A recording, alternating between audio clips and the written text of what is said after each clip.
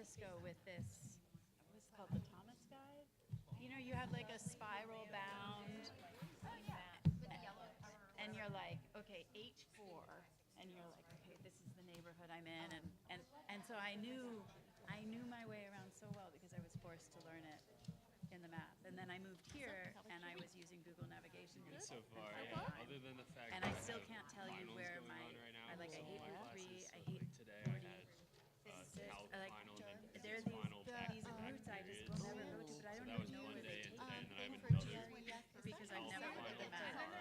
Because I wrote down days two different, total. and I say detour without So telling that's you not how to great. get But anywhere. other than that, it's all good. So when are you done? Well, we have AP testing next week and going into the week after that. So basically, I have next Wednesday through Tuesday after that. Well, when I have we every were in single day. Amsterdam, I But put after my that, daughter I'll in be charge of essentially navigation. done for the year.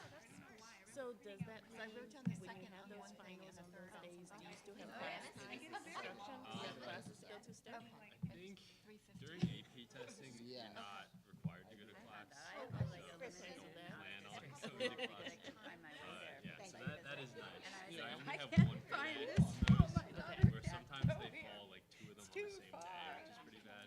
Yeah. And like I lost satellites. Like that's what it was. I lost And do you, direct. are these It was standard like or after is it There's actually like got a big study for? standardized AP tests, but you are supposed to study for them because they're basically just on the whole year's worth Of what you've of learned? what you've learned. Okay, so then you said the Tuesday after that you'll be done, so I'll be you, done. done, even though school is not over, you'll be done. Because pretty much all my They don't. classes. I don't even see Tara Arnett, but and John's here, so the high school people are So here. like by Memorial Day. Maybe some of them are out in the hall.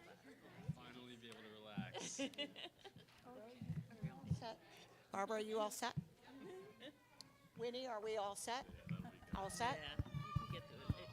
Another week and a half and you'll be done. Somebody unhappy about the budget?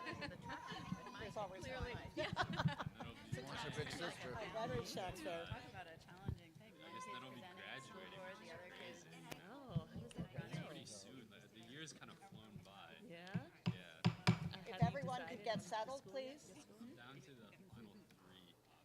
It's either going to be Georgetown, Notre Dame, or UVA. Okay. I need to make soon. Within the next couple days. You need to make a decision, yeah.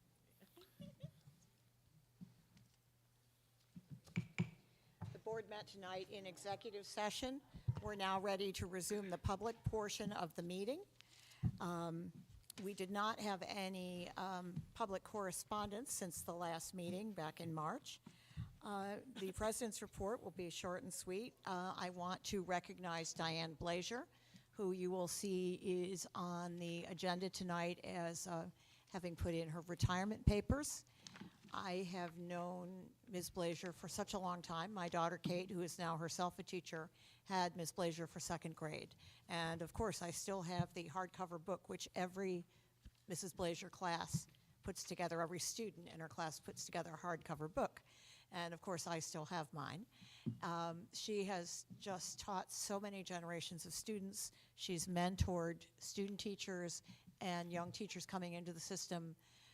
She's a mainstay of the environment at Forest Avenue School, and she will certainly be missed. And we will, I'm sure, celebrate her retirement in greater depth and detail at another date, but I just wanted to recognize her at this point. A marvelous teacher, hopefully will have a marvelous retirement. And now we're going to talk about the board retreat, which is something that we do every year. It is a chance that the board has to discuss a topic or topics in greater depth than we can do during a regularly scheduled board meeting. So board members, did you all get copies of the categorized retreat topics? Yes. Okay, let's start the discussion. I think just in terms of volume, the school culture and climate topic has the most feedback. So what does everybody think about retreat topics?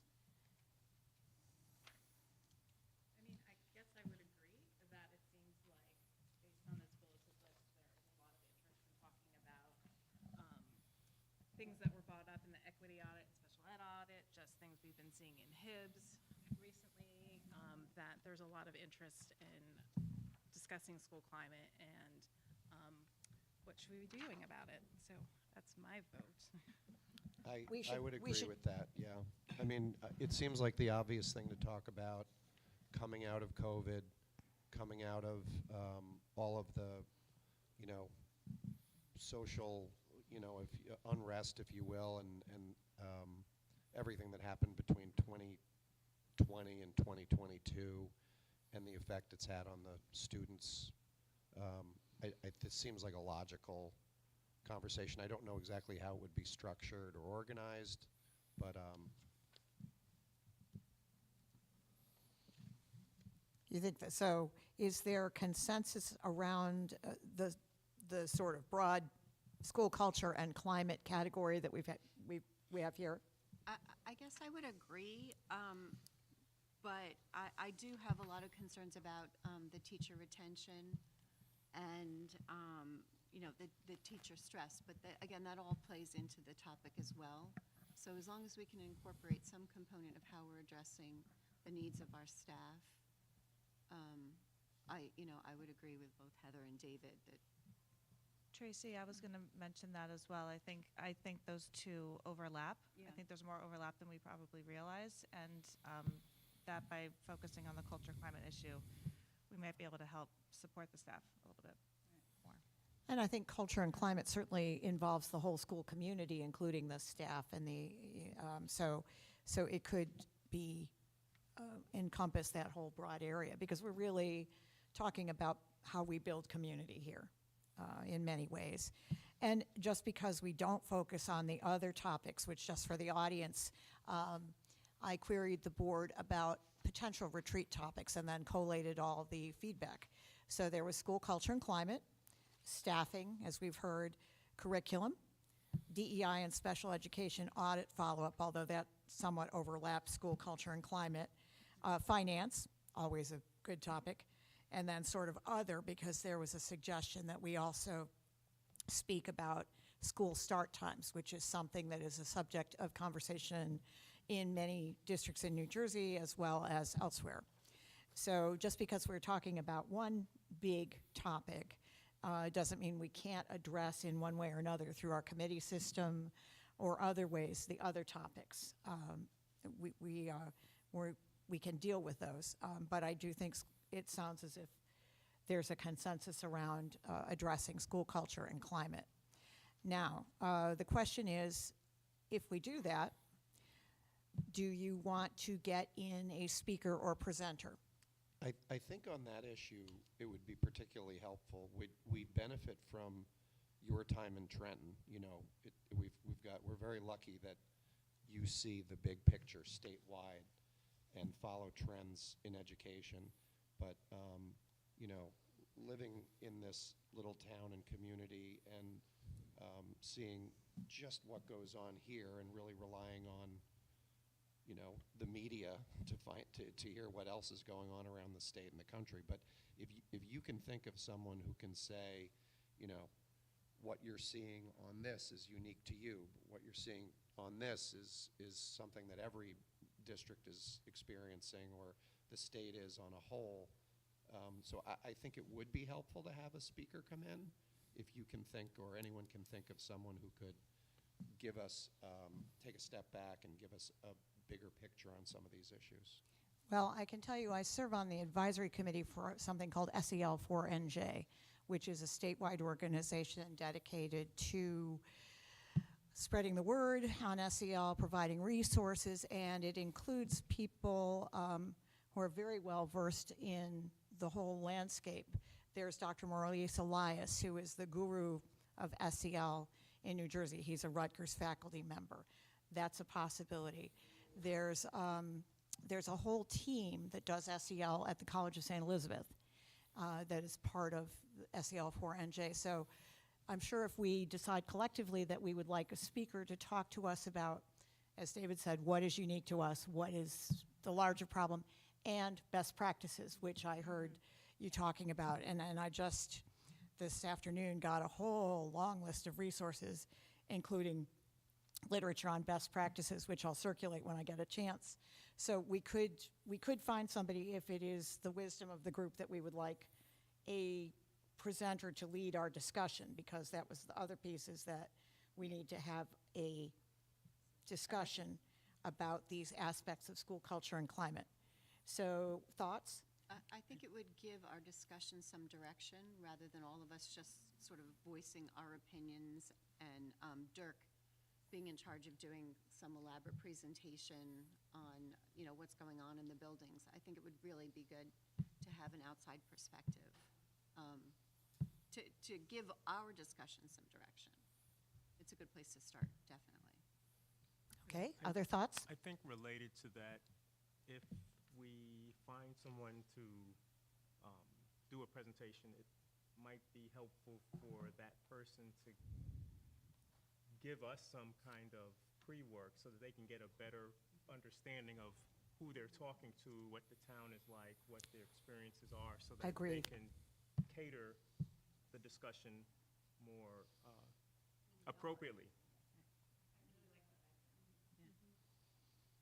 Okay, other thoughts? And lastly, maybe not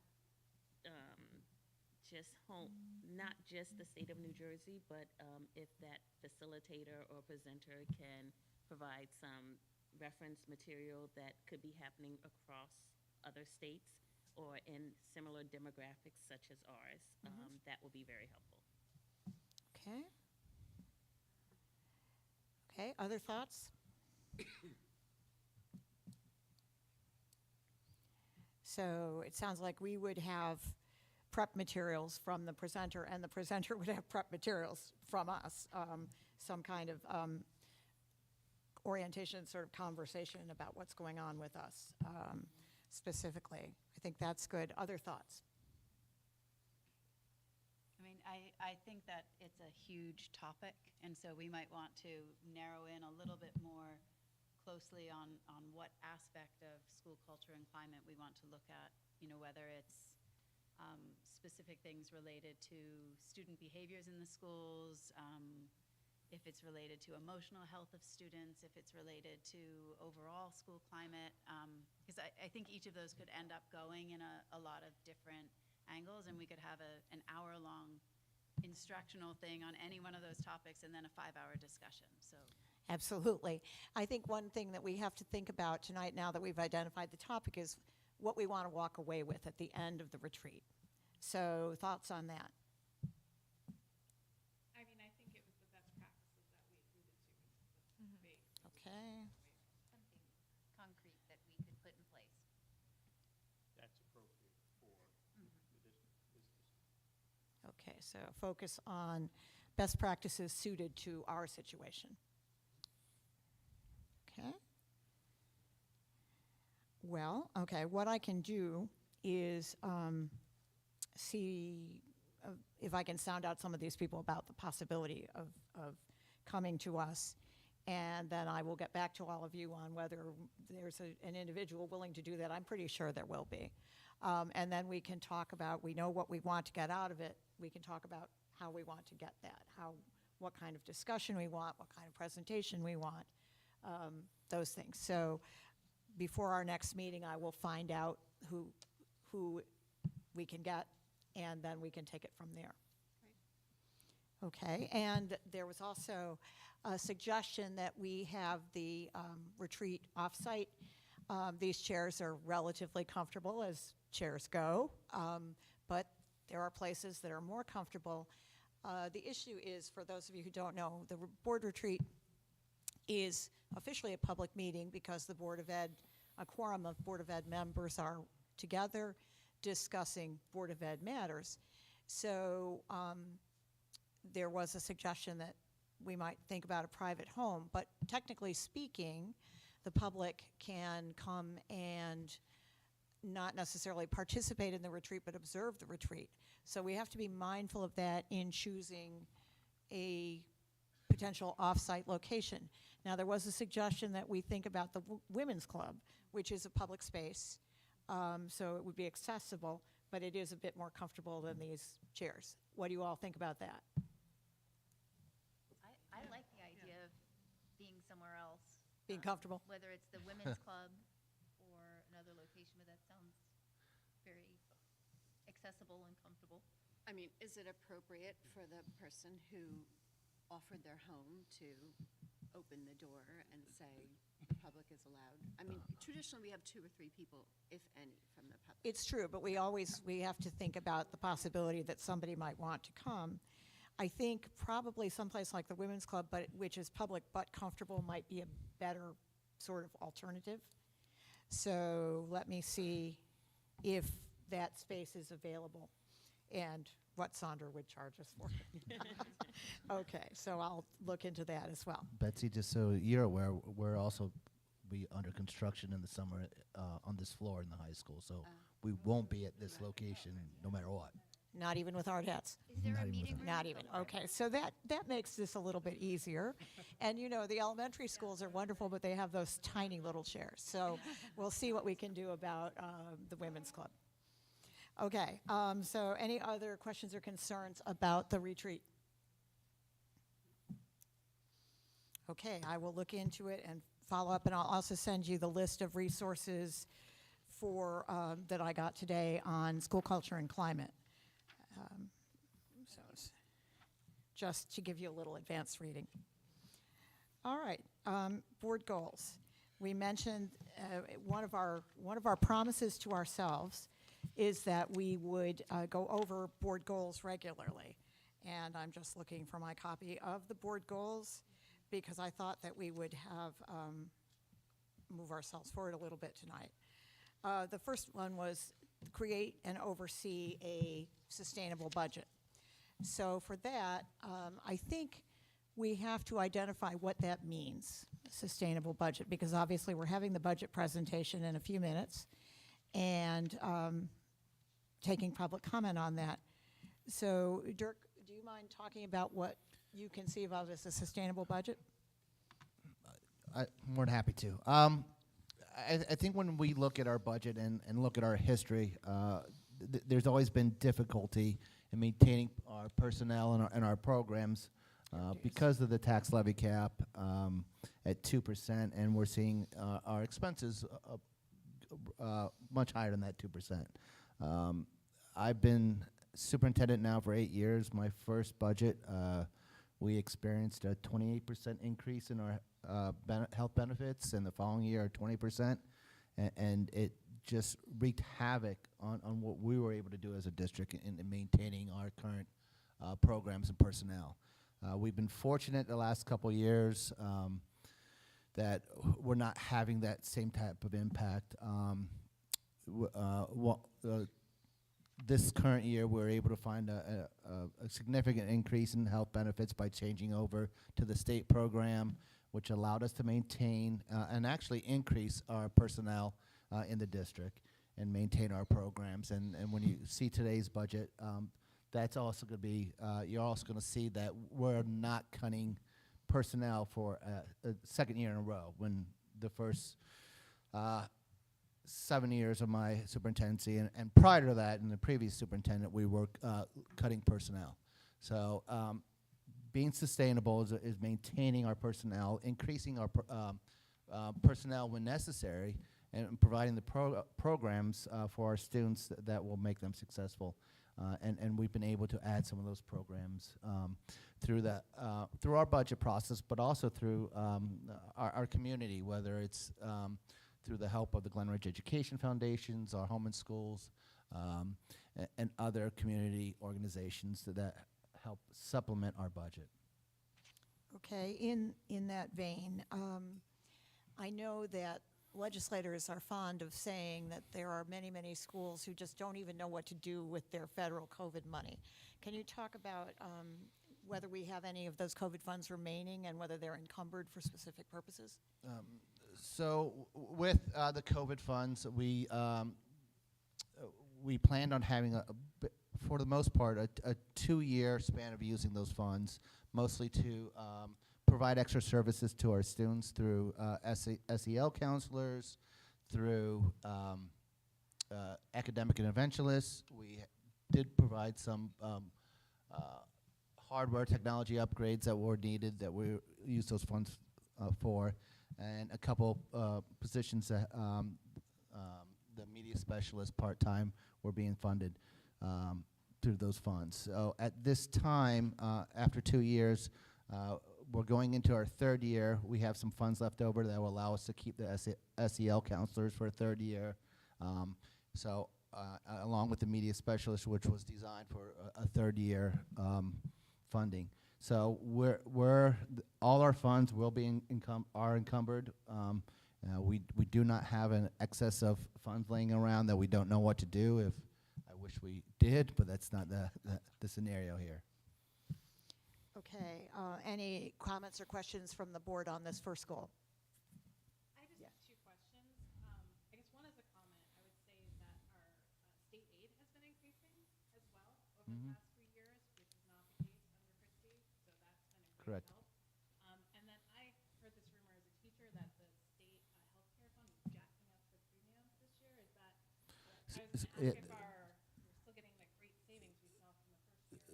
So as of this January, it went up 15.6%. Still a significant savings compared to what we were paying prior to this year. Other questions on this first goal item? Okay, going on to the second goal, oversight of progress of special ed and equity audit recommendations.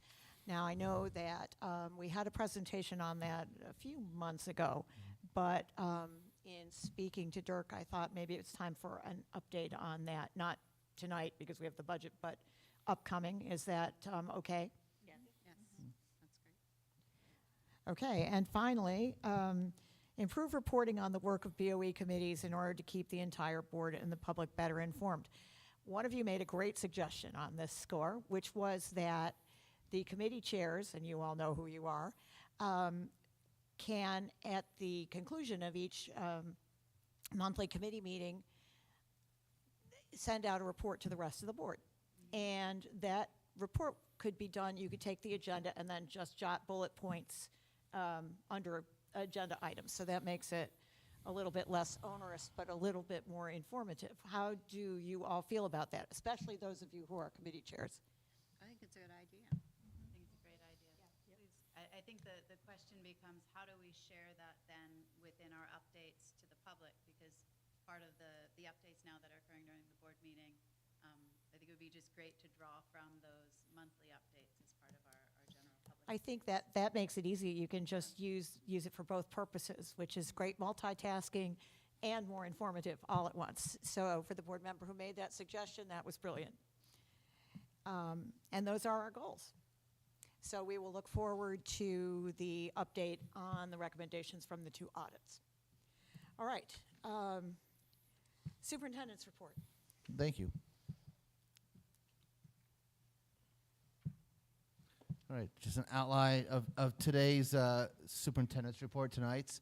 I'm going to start off by inviting the Ridgewood Avenue School's musical director to give us a little preview of the show Descendants, which will be happening in May. I'm very familiar, having a 6th grader at home, of all the Descendants series and movies. So Heather Ballantyne, I invite you up.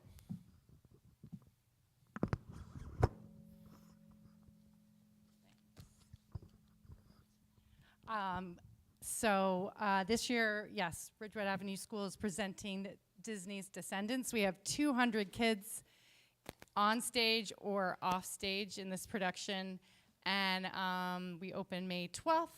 We're doing a student preview, and then we have a show the 12th at night, and then a matinee on the 13th. And we just broke our box office record, which was held by Dr. Harris, The Lion King, back in 2018. So we are the official most sold Ridgewood Avenue School musical ever. So very excited. All the kids are super excited. We just got our T-shirts. And these 2 lovely ladies are 2 of the leads in our production. Greta, who's playing Evie, the daughter of Grimhilda, and Mal is Alice. And she's playing the daughter of Maleficent. And this is a song called Space Between.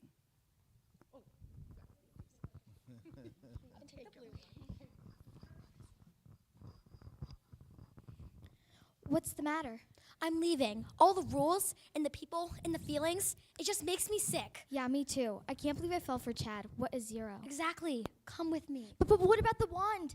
And our parents? We can't go back empty-handed. Jaylee and Carly can get it for us. They can't get through a day without you. You're the leader. Well, not anymore. Let's go. But what if I don't want to leave? You just said Chaz is 0. But he is. But turns out I actually like school. I never got to study or learn new things in the aisle. My mom just wanted me to act dumb and pretty and to get a boyfriend, but we're different than them. We'll never fit in here, no matter what. Is this about Ben? What happened? What happened?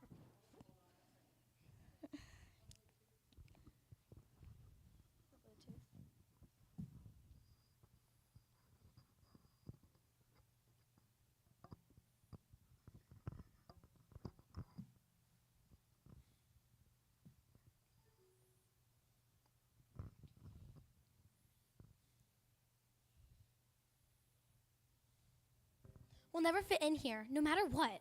Is this about Ben? What happened? I don't want to talk about it. I didn't know what you were going through. I thought that you were fine. What did you have to hide? I didn't want to let you down, but the truth is out. It's tearing me apart, not listening to my heart. I really have to go. And I would never stop you, even though we've Nothing changed. has to change. Well, you can find me in the space between, where two worlds come to meet. I'll never be out of reach. 'Cause you're a part of me, so you can find me in the space between. You'll never be alone, no matter where you go. We can meet in the space between. You know, I feel sorry for Audrey. If she were smart like you, she would need a boy to make her feel good. But she's a princess, a real one. I'm just a knockoff wannabe. Someone once told me a crown doesn't make you royalty. Huh. Wait, are you being nice? Me? Never. There were no words left to say. I know you gotta find your place, but this is not the end, no. You're part of who I am. Even if we're worlds apart, you're still in my heart. It will always be you and me.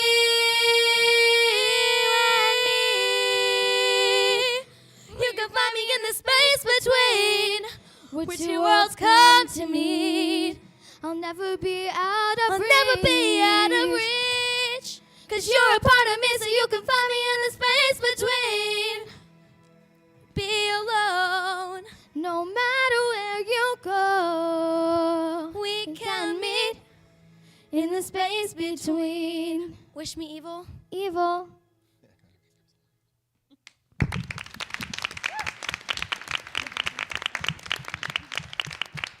Thank you, thank you, thank you. We should always have you here. It's the best way to start a board meeting.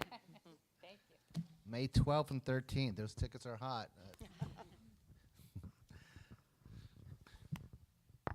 Next up, I'd like to call Dr. Keisha Harris to talk about a program she's initiating at Central School.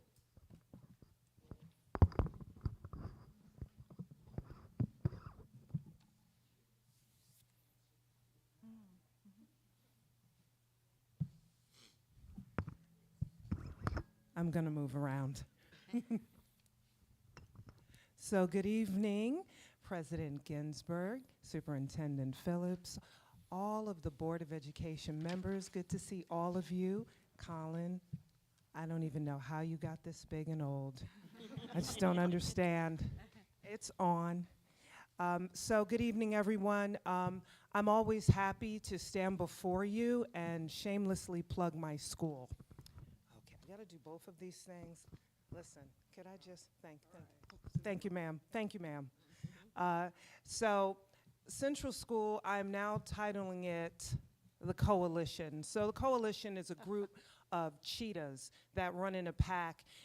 Over the course of a year or so, we are now the cheetah pack. So that's how, you know, we're going to be represented. I am now no longer the principal, but I am the head cheetah. You'll notice the beautiful artwork that was on the first slide. Our art teacher, Ms. Wujak, who we share with Dr. Donovan, drew a lovely mural. And that cheetah, we're gonna put it on everything from cups to mugs. We're just gonna go full blast with that. I wanted to give Ms. Wujak a shout out because she is a rock star. You can see her there between the two cheetahs in my office. This year, I hit her with a STEAM program, and she said yes. Thought she was going to cry a little bit, but she made it through that. And just when she got her sea legs on her, then I hit her with another initiative. Case in point, want to tell you a quick little story about attending board meetings. The last time that I was here, and I was talking about Central School, there was someone in the audience, Miss Jaros White. She's there again this evening. And she saw me talking a little bit about Central School, and she sent me an email talking about a program called Level Up Village. And this Level Up Village, you know, I think you contacted me maybe in December, November. Okay, it took a couple of months, back and forth, going back and forth. What is this program? Can we do this program? Should we meet? Let's talk about it. Who has time? Okay, let's just do it. And so we had this wonderful conversation about Level Up Village. What is it? Next slide, please. Thank you, Winnie. Well, there it is. Level Up Village, its mission statement is there, but basically in a nutshell, what it does is it takes students from across the world and it connects it with classrooms here.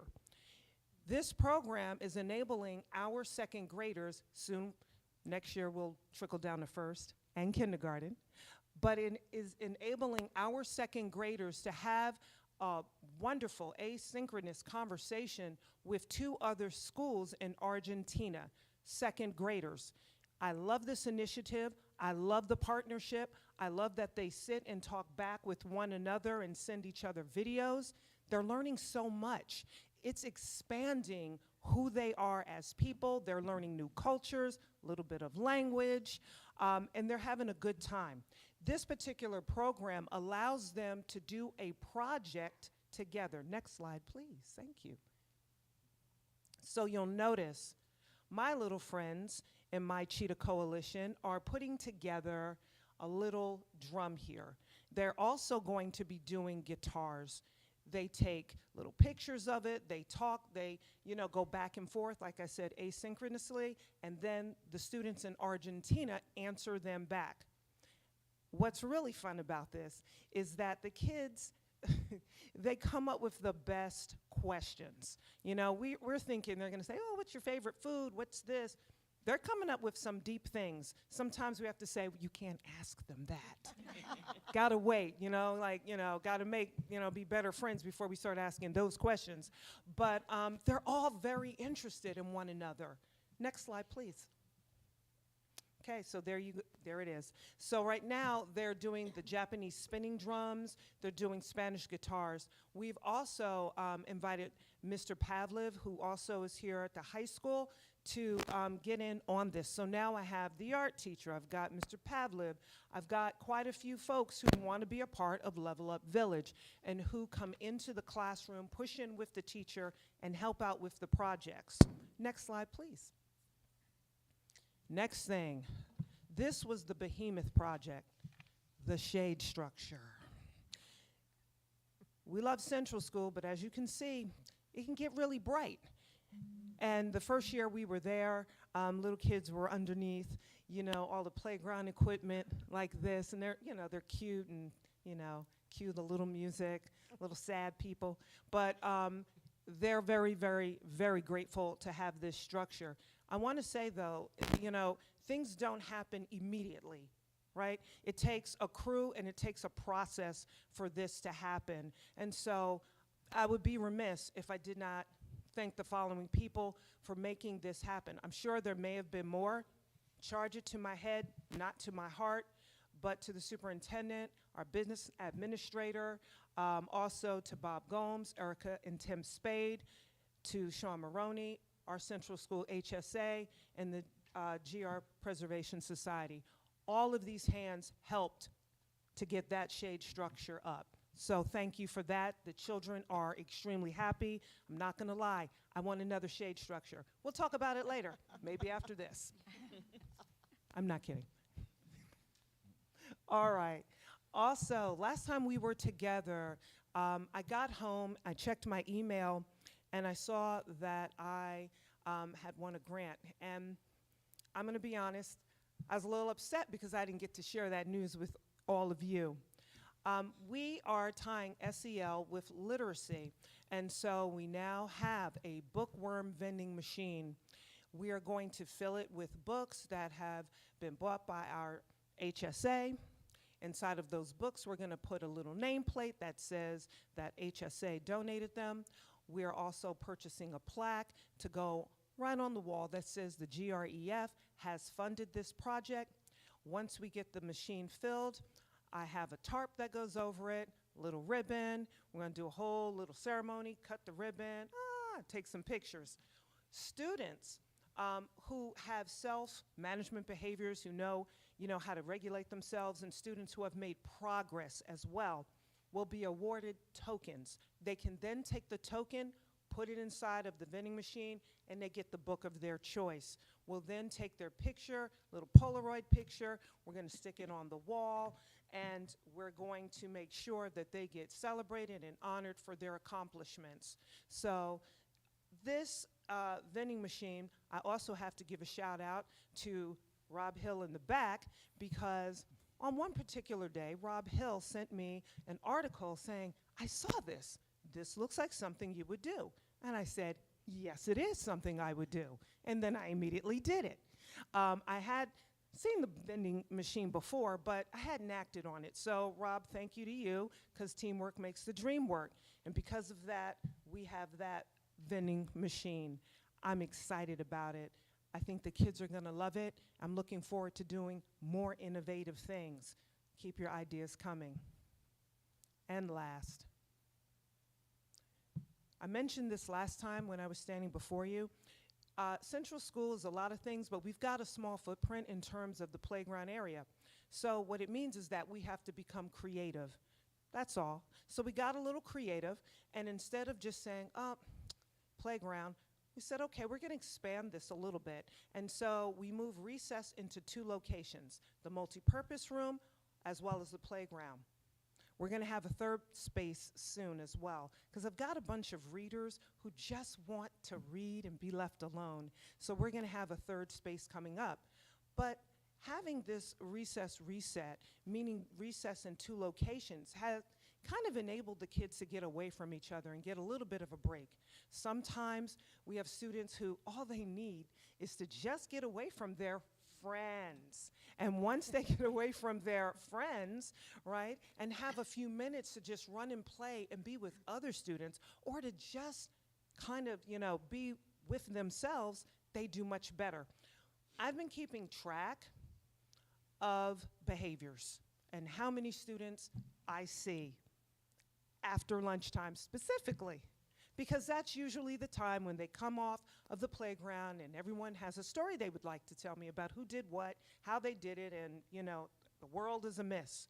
So I've been trying to just keep a little tally of behaviors. Since we've instituted this, along with calm classrooms, which is our meditation practice in the morning and after lunch, along with the zones of regulation, which we have been teaching day in and day out, there has been a significant decrease, big time, in terms of behaviors. Do we get little things? Of course we do. We're a primary school.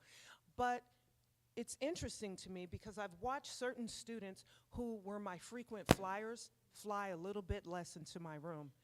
And some of them now can just say, you know what, I'm going to the multipurpose room. It's not a good day for me. I just need to be alone. And I love that they can make those choices. And lastly, as I always say to my students, if you're ever in my building at about 8:45, you'll hear me say this. I say, kids, we like you. We love, love, love you is what I really say. And we think the world of you. And on Fridays, even though cheetahs don't roar, we roar. Thank you so much for the opportunity to shamelessly plug my school and to tell you all the great things that we're doing there. I love my school, I'm proud of my students, and I'm grateful for all of you who helped me to do all of this. Thank you. Thank you.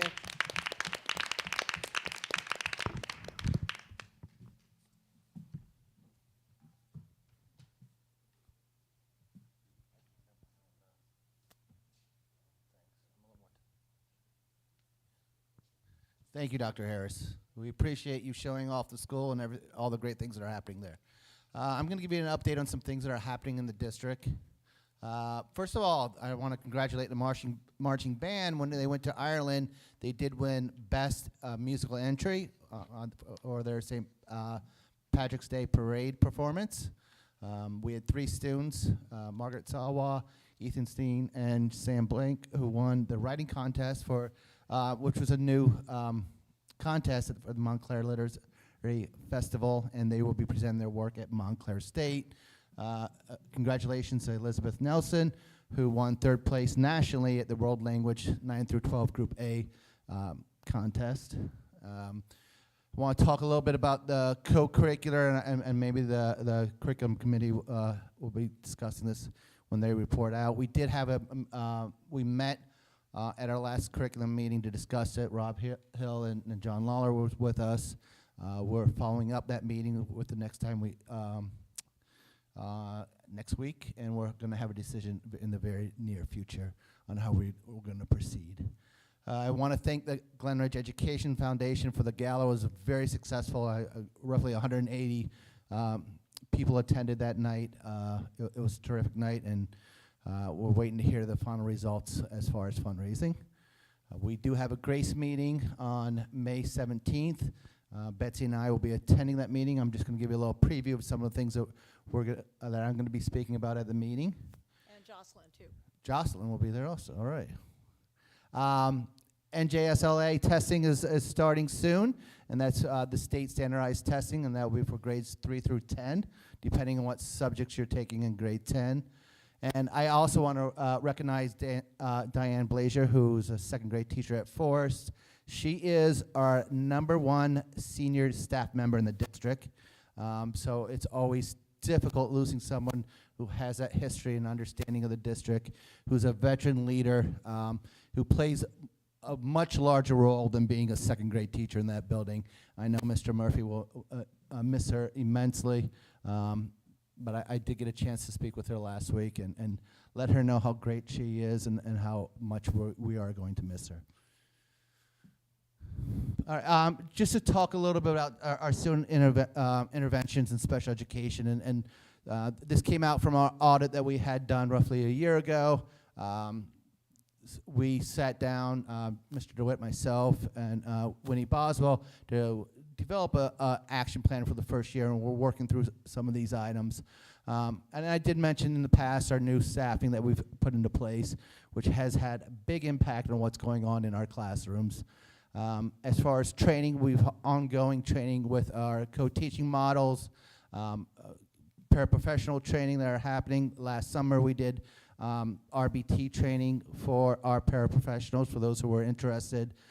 Again, the amount of Orton Gillian teachers that have gone through the program, certification program, has been very helpful. We do have another cohort going. They actually were meeting earlier today. So this is year 1 for them? This is year 1. So after they're done, we'll have another 6 teachers certified. And we're looking to have some IEP training going on before the end of the year for our regular teaching staff, just to really talk about the ins and outs and developing the goals and objectives for the students and reporting out on those. As far as programs, we are looking at revising and really changing the way we're running some current programs. Our intervention and referral services, along with our 504 committees, our academic development classes, we're looking to move those forward with doing more executive functioning in those classes, but also starting to look at a tier approach. Ideally, as students are getting older, we're transitioning them out of a support class. So we want to make sure that they have the skills. So maybe that 7th and 8th grade year, they need that course 5 days a week. But maybe their sophomore year, they need it 2 or 3 days a week. So we're going to try to be a little bit more flexible based on the needs of our students. We've been offering more homework clubs. Some happening before school, some are happening after schools. That has been very effective. We continue to work on the child team process. The DEI integration has been very helpful in addressing some of the school culture issues and making sure that everyone knows that they are welcomed here. And one of the recommendations was developing partnerships with outside groups, and we've done a good job of doing that this year, and we're looking to continue to expand our partnerships. And part of our, what we're always hearing about is communication, communication, communication. We revised our special education website, added a lot more information, a lot of how to provide some definitions of terms and acronyms that are out there. A lot of parent presentations this year, some of them virtual, some of them in person. So we're trying to just provide that information to our students. We're developing building summaries for our special education and what's happening in each individual building. So the first one is Ridgewood Avenue did complete, and that's up on our website under student services.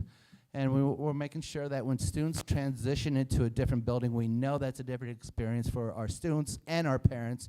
So we're providing orientations for our special education populations when they're going in a new building. So there's a lot that we continue to do, and a lot of that we're building on and making it better.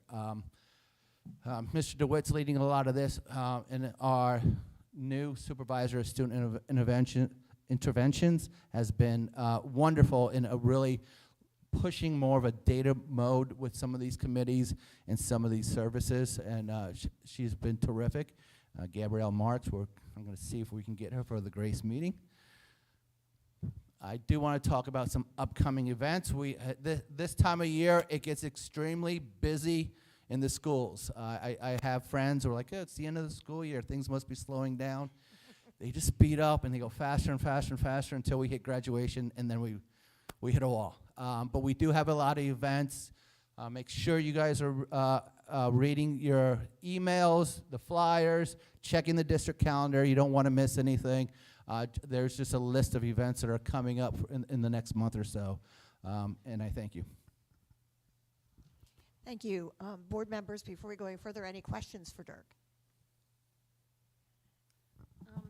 I think maybe we might want to reiterate these days in which we've given back to the students, so parents can update their calendars to know when those when the extended breaks are for Memorial Day and then for end of the school year. No problem.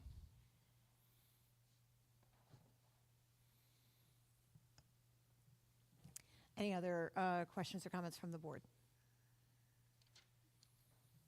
Okay, next, the budget. Sorry, could I just ask Oh, a question about from Dr. Harris's update before we move into the budget presentation? Sure.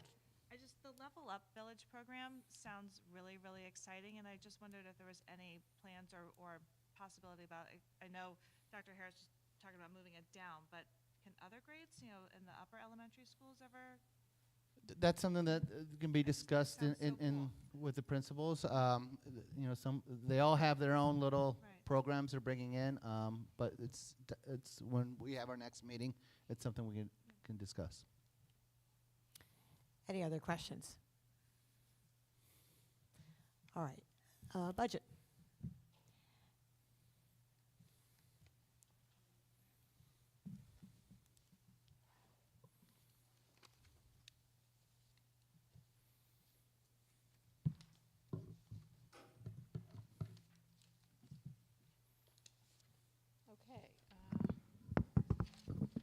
So our budget presentation for the 23-24 school year.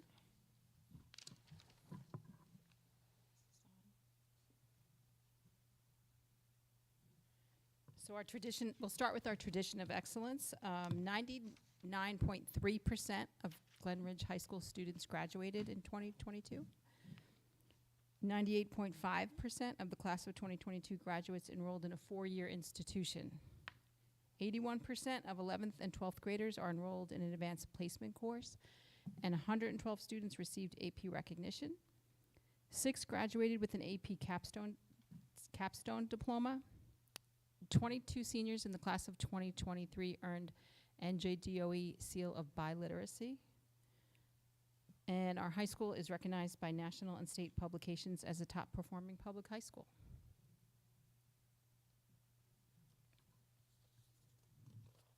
Our budget timeline, our finance committee and administration meets throughout the year to provide input and recommendations for the budget. And in December, the building and department budgets are submitted for review, and the budget calendar with important dates is posted on our website. And in March, the board approves the preliminary budget, and it is submitted to the county for county approval. The finance committee continues to meet and make recommendations, and tonight, the final 23-24 budget is presented, and it is on the agenda for the board to approve. Our revenue history of state aid and our history of tax levy increases. For 23-24, we will receive an additional $252,000 in state aid, which is welcome news because we have a significant amount of ESSER II funds which are expiring at the end of the current school year. And so the additional state aid helps us to keep our current programs in place. The tentative budget is supported by a tax increase of 2.4%. There are 3 allowable exceptions to the 2% tax cap. The exceptions allow boards of ed to support the budget with an increase of taxes beyond the 2% without taking the budget to a vote. And those exceptions are for a significant increase in health benefit costs, for an increase in pupil enrollment, and banked cap, which is the rollover of either of those two. So this year, because we have a big increase in health benefit costs, we have an allowable exception which allows us to go to 2.4%.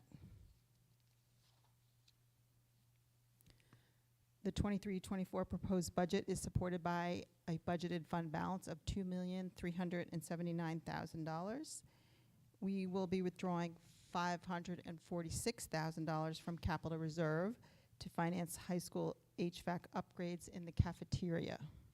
The total project cost of these upgrades is expected to be $910,000, and we are budgeting 60% of that as we're applying for ROD grants and hoping to get 40% of funding for that project. We're also applying for another ROD grant for a roof replacement over the high school cafeteria and hope to receive 40% funding on that, which that project has a total expected cost of $540,000. Our local tax levy will be $33,402,324, which represents 2.4% increase. Our tuition is decreasing 14.6% due to enrollment numbers for pre-K declining. Our miscellaneous revenues are up due to increased interest income, and our state aid increased by the $252,000. So the total general fund budget year over year increase is 1.89%. So you can see our tax levy revenue supports the majority of our budget at 84.6% of our total revenues. Our state aid makes up just 5.5% of our budget, and our budgeted fund balance makes up 6%. A withdrawal from capital reserve represents 1.4% of our revenues, and the tuition we receive accounts for 1.8% of our revenues.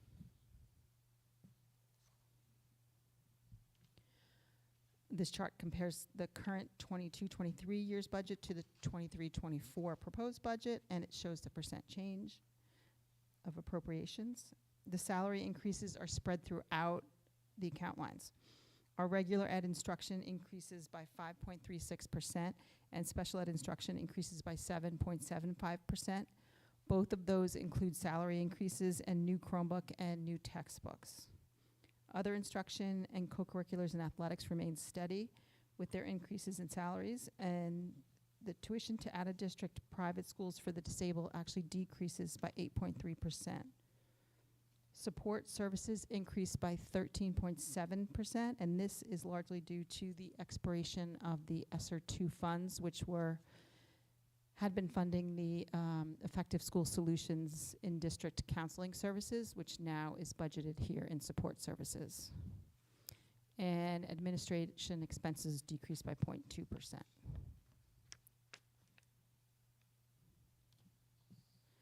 Maintenance and operations and transportation are relatively flat.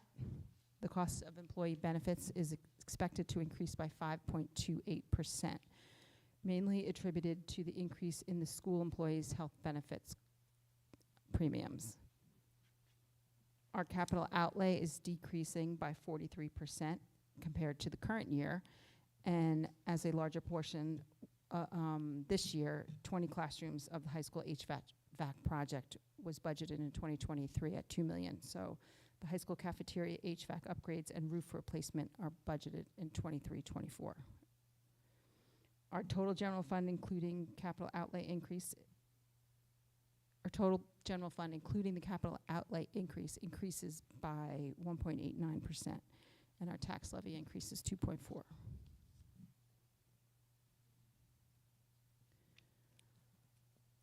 So salaries and benefits make up 77% of our budget, and this is common for New Jersey school districts. The salaries are spread out throughout the pie and included as part of all of the categories with the exception of tuition, capital outlay, and employee benefits.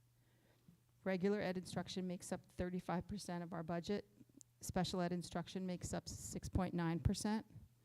Other instruction 1%. Co-curriculars and athletics 2.6%.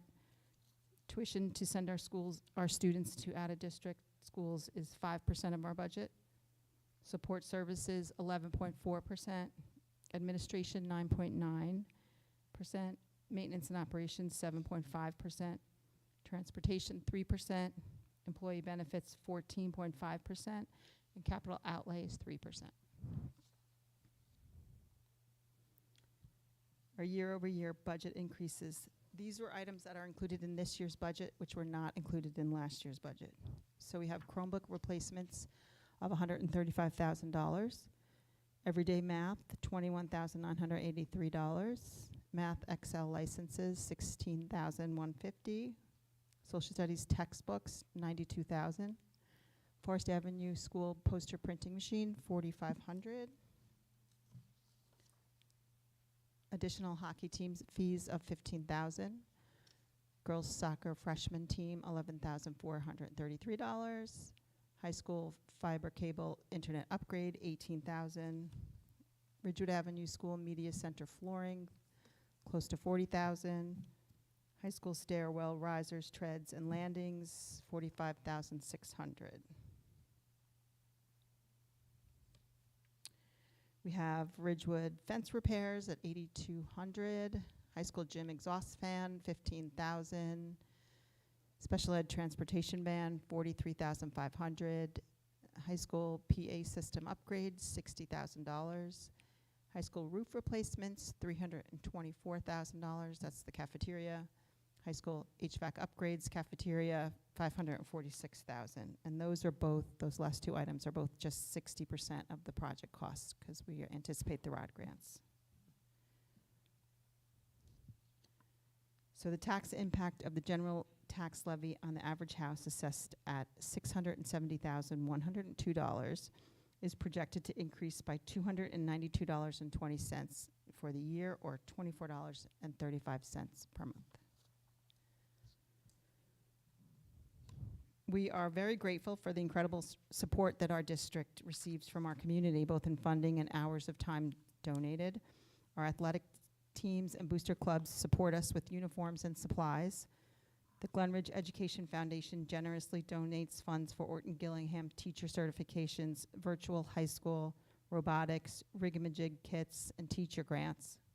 Our home and school associations are very active and have funded technology, furniture, assemblies and student activities, building improvements, teaching supplements, and the Glen Ridge High School Fitness Center upgrade. Our Music Parents Association supports our music program and scholarships, And we're fortunate to have many other community groups supporting us too, including Grace, Gaslamp, the GRAA, and other private donations. We are grateful for the ongoing generosity and support from our community.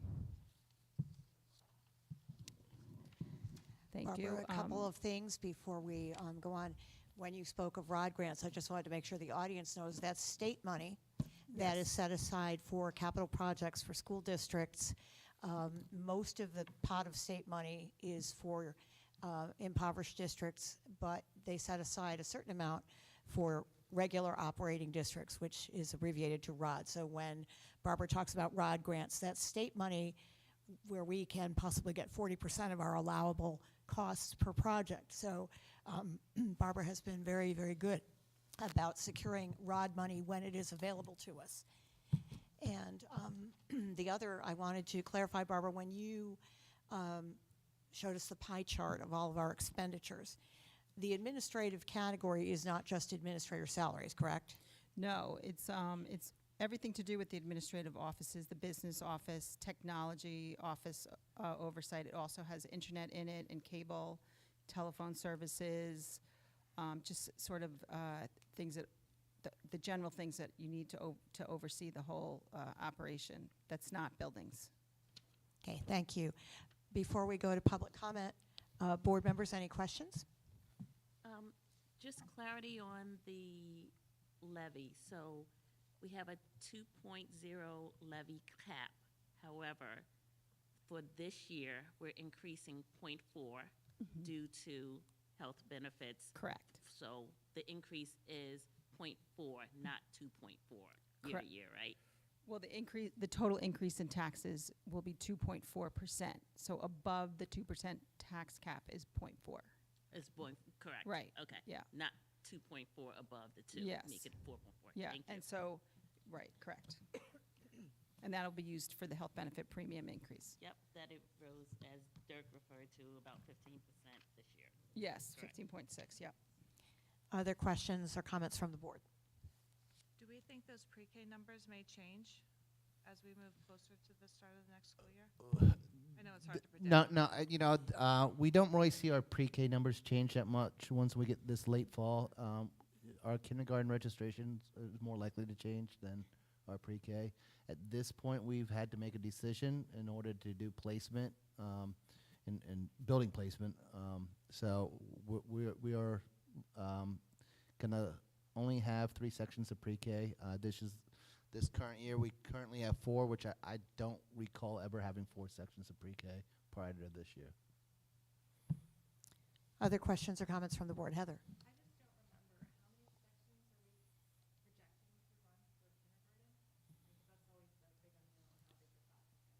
Yeah, so this year we have 7 sections in kindergarten. Next year we plan on running 7 sections again. Other questions? With an average class size of? It would be around 17.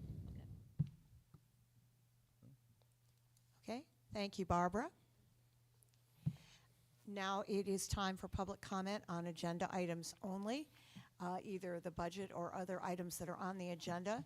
For those of you who are new to our procedures, if you have a question or comment, step up to the lectern, sign in, identify yourself, and confirm your Glen Ridge residence. And also, if you are affiliated with some group, please let us know about that affiliation. If you have something in writing for us, please hand it over to Barbara Murphy. And you have a 2-minute time limit. My colleague, Kristen, will be timing. So, does anyone have a question or comment?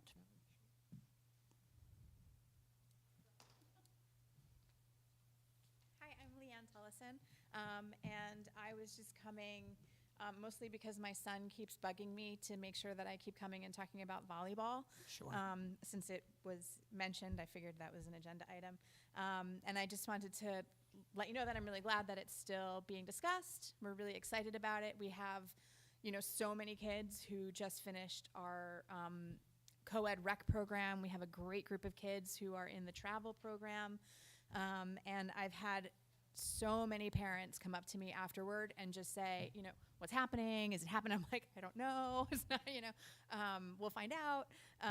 But there's a lot of people who are really excited about it, and I'm just really glad that it's still on your radar.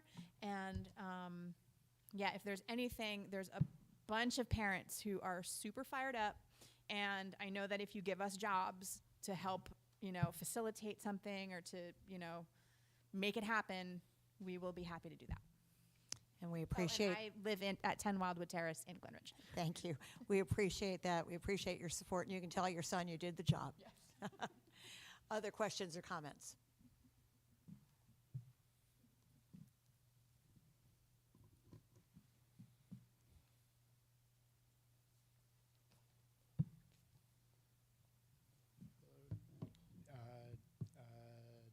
Darius Sinop, 30 Madison Street.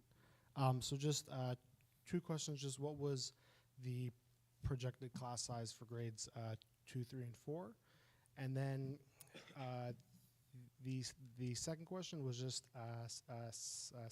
simply from curiosity. So we have a brand new policy, 4217, the use of corporal punishment by support staff. I was just wondering, was there something which prompted us to draft this policy? And then specifically for the one for teaching staff, 3217, why did we remove points 2 through 4 and why do we remove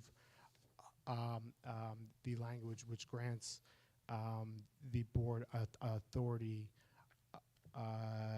to remove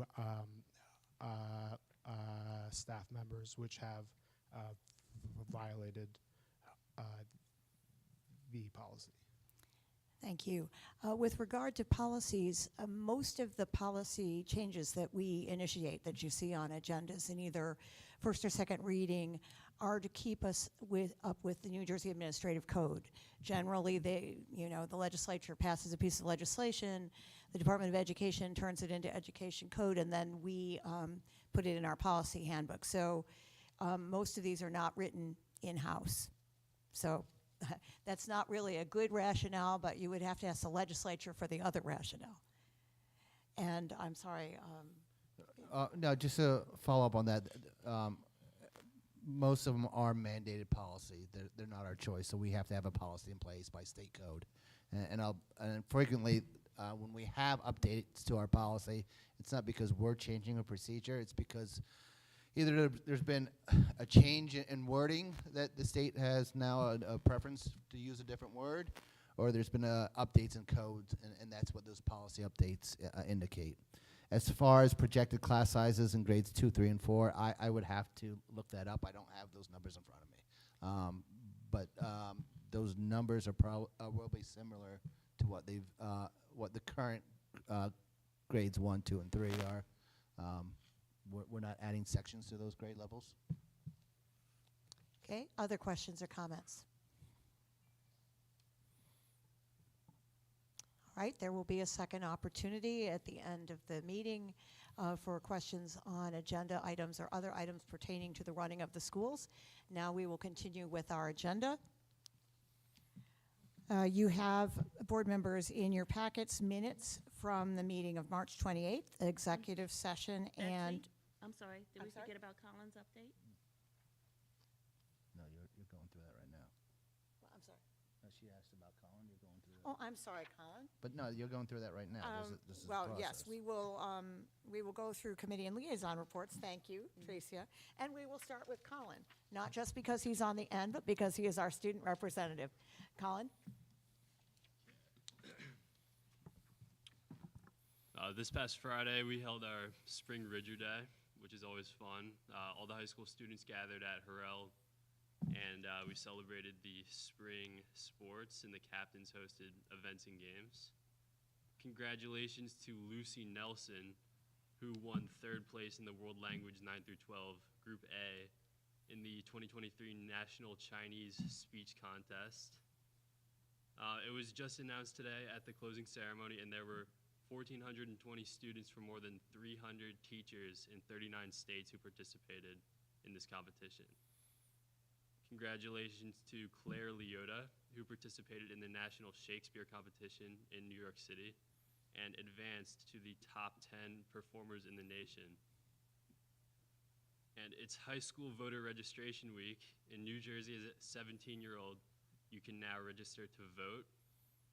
And we're hosting this right now, and there's going to be QR codes on flyers around the building and links on the various social media platforms to follow to register to vote. Tomorrow is the Advanced Students Art Show, where you can come out and see the amazing work of our talented art and photography students. Entry's free, and the gallery is on view at the Women's Club from 7 to 9 p.m. And the National Honor Society is hosting a blood drive this Friday, April 28th. Staff and students age of 16 and over are encouraged to donate in support of the Red Cross, and the sign-up link and permission slips are all posted for students in Google Classroom. Thank you, Colin. And I would encourage everybody to go over to the Women's Club to this art show. If you want to see the creativity of our students and a bit of a glimpse into the minds of our students, it is a great way to go. And it's open to the public. It doesn't cost, and it's really inspiring. So thank you, Colin. Now let's do committee and liaison reports. Colin has already done it. Tricia. I have nothing to report. Okay, Heather. The curriculum committee met and we got the curriculum review this year is social studies. So we got an update on the progress that committee is making. We discussed the volleyball. So we heard about the results of the student survey of interest. We got an idea of the startup costs for that, what other schools offer volleyball and their size. That was pretty much the elements we talked about in our discussion. We got an update on what's been going on in special ed. Pretty much what Dirk presented earlier was what we discussed, the programming going on and plans to address issues that came up in the equity audit. We also talked about what kind of weight college courses should get in GPA calculations as well. And I think that's about all we talked about. Yeah. Thank you. Jocelyn.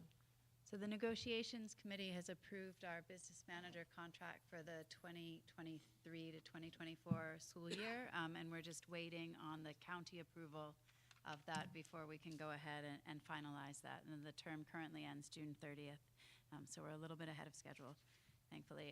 Grace is meeting next on May 17th, and as Dirk mentioned, it will be like a Q&A with board and administration present. So I encourage any family with a child who's in special education or wanting to know more about special education in Glen Ridge, that's a great meeting to attend, and it will be held virtually.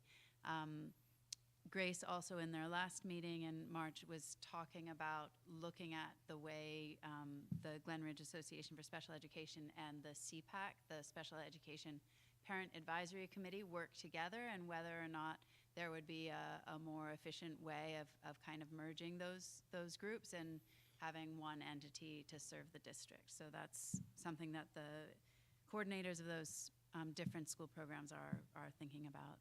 And then the Ridgewood Home and School meeting met tonight during our executive session, so I missed that. Some highlights that I imagine were discussed was the big TREPS event on April 12th, and on March 23rd, there was a meeting, like a coffee chat group with Dr. Donovan and some of the special education staff for parents of students with IEPs at Ridgewood. Spring testing is coming up, and the dates have been set for the Rhino Romp and Field Day. That's May 25th and June 2nd. And Teacher Appreciation Week is coming up, and there was just a presentation on the 18th on cyberbullying, which was co-sponsored with Glen Ridge Middle School and High Schools. So, yeah. Okay, That's thank and you. The descendants, of course. Sorry. Kristen. Well, the Linden Home and School meeting occurred tonight as well, so I missed that one, but I do know that they have International Day next Thursday. I know you mentioned that in your update earlier, Dirk. That's happening on Thursday evening, and then they also have Visiting Author Day on May 8th. And I know I will mispronounce his last name, Ross Barak. I believe is, I think that's how you say it, he will be visiting the students in person, which is really exciting. And then he's also going to Central, I think, and possibly Forest. I think they usually do a group effort. Okay, Duval. Yes, Forest also met tonight. I do not have an update from Forest at the moment, so I expect will be similar to what my colleagues just said. Okay, thank you. Tracy. Yes, the Personnel Committee last met on April 18th, and we did go over the policies that you're seeing on the agenda. And to echo Mr. Phillips, they are mostly mandated policies that we just review and need to approve as a group. We also went over some personnel updates, a lot of which you see on tonight's agenda. And, I echo everyone's sentiments about Ms. Blazer. She was and has been an amazing force in the district, so we'll all miss her terribly. I'd like to do a shout out to the Educational Foundation and to Maureen Micah, who put together a lovely evening on April 15th. It was a sold-out event. Final numbers are not in, but Fran Wong is very excited to get the group together and find some wonderful projects to fund. And Maureen and her committee really should be lauded for putting on a lovely evening. And it was great to see all the administrators there. So that was terrific. And Central School, I attended their March meeting, but most of that information is way out of date now. And I don't know if you had a meeting tonight as well. So unfortunately, I missed that one. So that's it for me. Thank you. I also missed the high school meeting due to this meeting. I believe probably they talked about project graduation, reported out on middle school events, moved towards discussing end of the year events. But I will get the agenda and report out a little bit more thoroughly. I was away for the GRDIA meeting, but I would draw your attention to their newsletter, which just came out today. Please, if you're going to the Arts and Eco Fair, and we encourage everybody to do that, which is on May 20th, look for the GRDIA table. And in that regard, they are looking for volunteers to man that table. They are also looking for volunteers for the fall picnic. Many of you have been to the GRDIA Fall Picnic, which will be this fall in its third year. It's a wonderful event, but it does take a lot of organization and volunteers in the areas of entertainment, food, decoration, and games. So if you are interested, there's contact information on the newsletter, which it should be in the school blast email for all of you. I would encourage you to support the group in that way. They're doing so many amazing things. And for the benefit of the whole community. And that is my report. David? For the Finance and Facilities Committee, I went on last month about Barbara's work on the budget, but I'll just take one final time this year to thank Barbara for the great work in making this a stress-free budget. It was managed so well as of about a month ago that there were, I think, literally no changes. And so Finance and Facilities did not meet over the last month. I think it met prior to the last meeting, which I didn't attend. For the Communications Committee, we're starting up Coffee and Conversation. This is board members who volunteer to serve coffee to members of the public at various school events. We've got one coming up next Thursday at the International Festival at Linden. And then we will also have some sort of kiosk or coffee shop pop-up thing at the Eco Fair. So if you have any questions and want to have a conversation with a member of the board offline, please come up or just say hi and meet us like the regular townsfolk we are. Thank you. Thank you. And now on to the minutes. You have the minutes of March 28th, executive and regular session. Does anyone have any changes?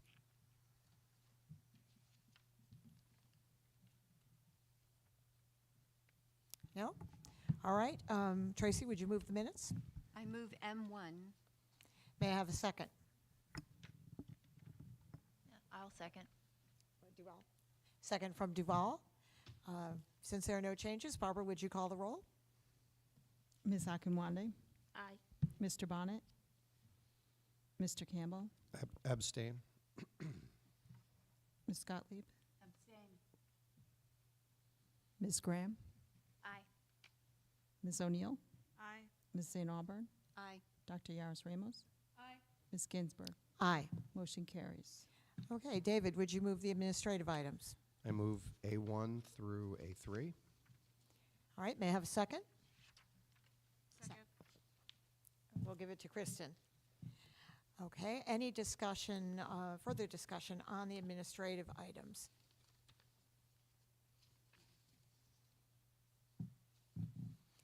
Okay, seeing none, may I have, Barbara, would you call the roll?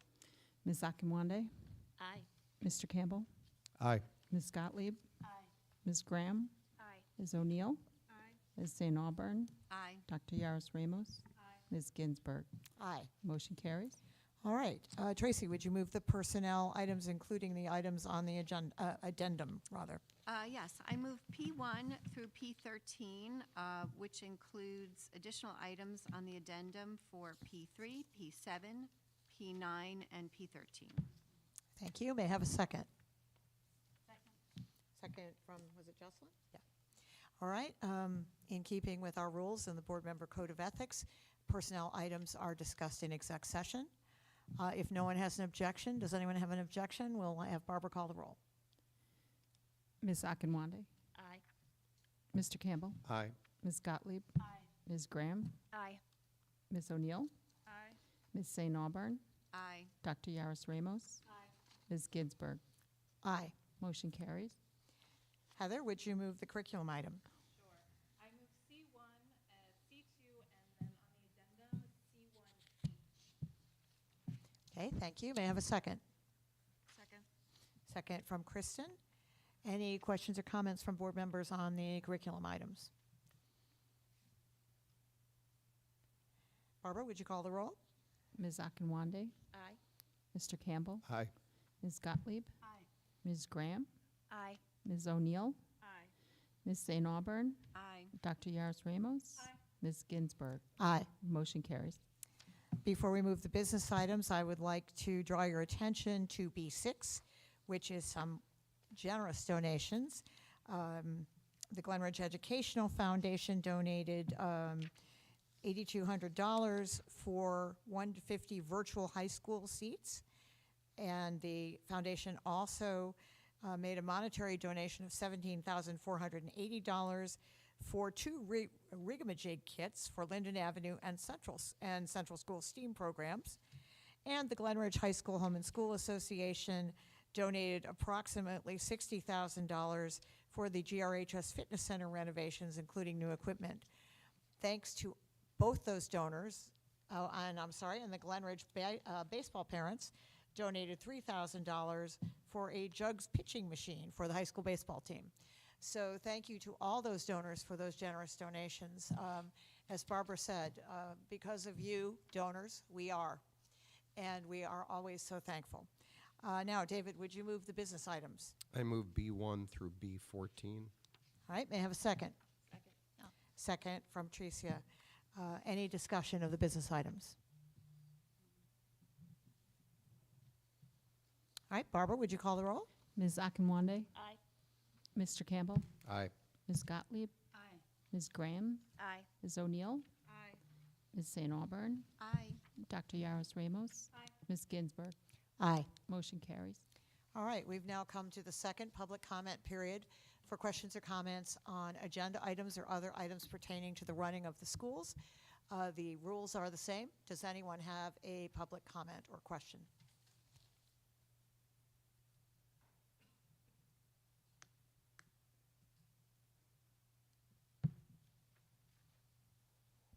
Last chance. All right, that being the case, may I have a motion to adjourn? Motion. Moved by David, may I have a second?